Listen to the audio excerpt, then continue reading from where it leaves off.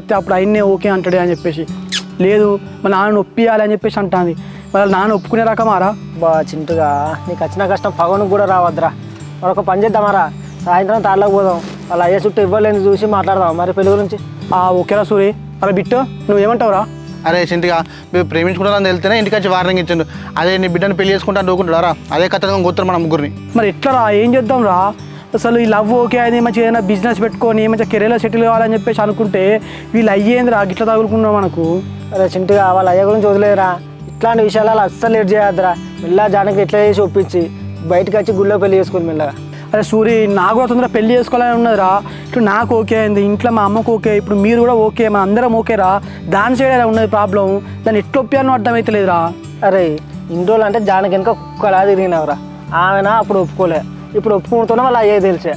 నీ అవన్నీ లవ్ ఒక ఊరితోనే 2 సినిమాలకు, పార్కులకు, ఆ పబ్బులు